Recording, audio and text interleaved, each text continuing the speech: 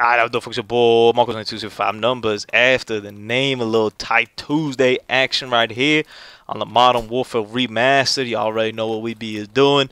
I'm not sure if I'm going to get to talking too much about the World War II game. I mean, I'll do that a little bit tomorrow, man. Just give them some final thoughts of that, even though I haven't gotten all the data yet. I haven't even been able to catch up on all the E3. E3 was wild this year, man. Like, it was so much good stuff.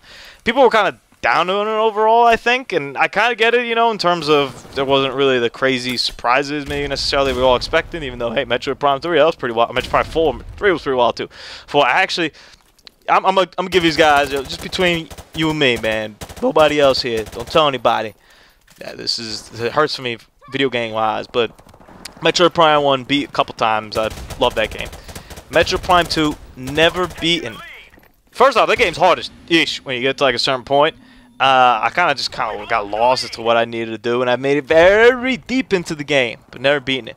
Metroid Prime 3, barely played it. I own it, just haven't played it. I didn't get it when it came out initially with the Wii. I don't think I had a Wii at the time. I got it a little bit later, and I played through it, and the motion control stuff, although I don't think it's necessarily like huge in the game, the little bit that I did, like I think it was some swinging and stuff that I had to do. I was like, nah, not interested. Can't do it. No, thank you. Give me some joysticks. Much better. I think like also you have to like, kind of aim with your Wii mode, and give me joysticks. I'm good with joysticks. I don't really need that in my life over here. Actually, really good with joysticks. I don't need that in my life, as we'll hopefully see in this close gameplay over here to the wall to the wire. But I understand what people are saying. You know.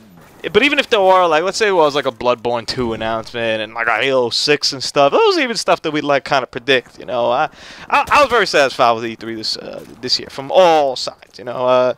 I think the Xbox One X, although it's, you know, we'll just turn this into, who are we kidding?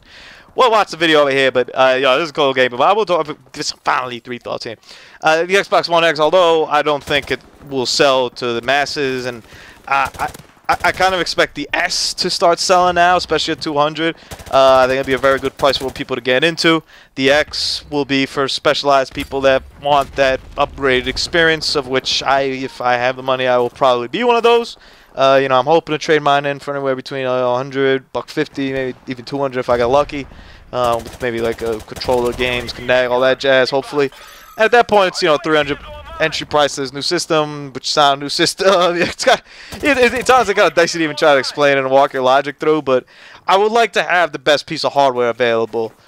To me, that means a lot, and hopefully the games kind of use it, and hopefully, at the very least, I'll be encouraged by better UI, better load times, smoother experiences. You know, that's kind of what I'm hoping for when it comes to that. We'll see if it actually ends up even working like that. But I will definitely be in a wait and see mode when it comes to that. And I don't think to the mass public, I don't think that'll move many units or just be popular at all, because it's, come on, I can't believe they put it at $500. I guess you have to buy the hardware, but man, is that just a tough sell. And they had some games, you know, Cuphead to me, I really like that game. I was very glad it got dated. I like the style of the game. Obviously, I haven't played it. I don't even know. It initially was like a boss rush kind of thing, and now I guess they kind of added some levels. I don't expect it to be too great, but I expect the style to kind of take over. To me, that'll probably be like an 8 out of 10 at best, with the style making it unique. So I'm excited to play it, though, nonetheless. You know, FIFA. I'm probably going to cop FIFA this year. The Mario vs. Rabbids game. Probably going to get that. It's kind of my schedule of play coming up for the fall. I'm probably going to get Mario vs. Rabbids, which I was looking forward to. I wanted to get. I'm gonna be going back to the Motherland over here in September, so I wanted to get a game to take my Switch with. Because in all fairness, I don't have anything to play on my Switch. I played through Zelda. I played through Mario Kart, which is fine. You know, I'll play when like friends come over and whatnot. But individually, I've completed everything I needed to do in that game, or everything you can do. You know, aside from like competing online and whatnot. But I'm not gonna all of a sudden become like the elite online competitor. So those are kind of my games, you know. Blast Master Zero, beat that, and Snippet Clips, beat that. Those are kind of my 4 Switch games that I got, and there really wasn't anything else on the horizon that I was entertained at all. I was looking maybe into getting some of those like Neo Geo thing games that are on there. When that's kind of like the next day, I was like looking to get into everything else. I'm like, it doesn't speak to me. Honest with and wash. I don't care about none of that. But the Mario vs. Rabbids game, which, you know, we all saw kind of the trailer, and I think I had a very close reaction. I think on most people had, where we saw like the leaked images, and I don't like the Rabbids. They're not even a thing. Like I hate that Ubisoft is trying to make them a thing. They're kind of just trash. So I immediately washed it off, and then I started watching the gameplay of it, And then people, I remember like just like somebody saying, it's like, oh man, it's like XCOM. And I saw, I'm like, oh man, it's like XCOM though. Hold up, wait a minute, let me push in it. Like what? Like that's crazy. I was like, I'm all down for XCOM. So yeah, it's pre-ordered. That's coming with, man. We ready though. Late August, we're gonna do that, man. But even before that though, Mega Man Legacy Collection 2, which for the record is a little bit of a rip-off because it's just, you know, same price for 7, 8, 9, 10, 4 games for the same price that you used to get the 6. The other 6 are better than these 4, but to each their own. And I haven't played 9 and 10, so that's kind of the big one that I'm really excited to give it a go over there.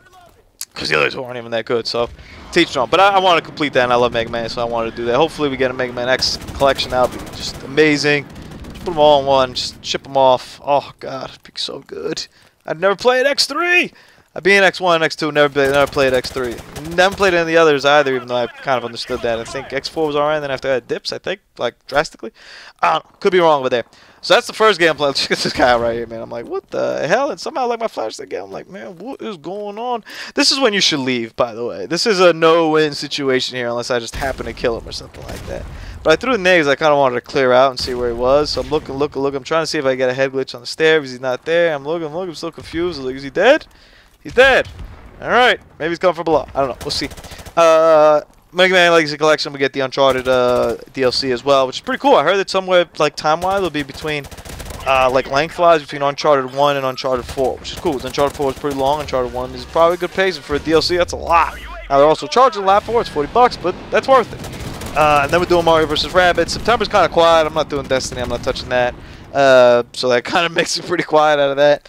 And October's wild. October's deuce is wild. Anything can happen in October. Even with that, I don't know. Anything can literally happen in October. I'm definitely getting Cuphead end of September and FIFA. I haven't decided on anything else after that. Aside from Super Mario Odyssey, Call of Duty World War II. Those are kind of my 2 that I know I'm going to do. It's a damn shame, man. If Assassin's Creed Origins released end of September, I would have copped that. Played that all throughout October. But that day, October 27th, I think it is, 29th, 27th, I don't know, one of those 2. One of the last Friday is in October, where we get Wolfenstein 2. Assassin's Creed, and we get Mario. It was wild. When I saw Wolfenstein, I was like automatic. I'm like, oh, I'm getting this thing, man. Screw that. Like, here's how kind of it went down. I saw Assassin's Creed, and it said it was gonna launch to itself. I was like, oh, I'm so copped with that, no doubt. Then I saw Wolfenstein same day, and I was like, sorry, AC, I'm copping Wolfenstein. And then on Tuesday, they dropped that Mario Odyssey trailer, and I was like, you know what? Cancel everything. I'm going in. I was like, we're getting that Mario game. So that's kind of how the fall is going to play out over here. Hopefully, with a few surprises maybe here or there. There's probably still games that get announced. And there's probably games that I missed just off the cuff right now. There's too many games. Not enough cash. Not enough time. Even if you have enough cash, still not enough time to physically play them through all. I'm trying to beat Dark Souls. Deuces.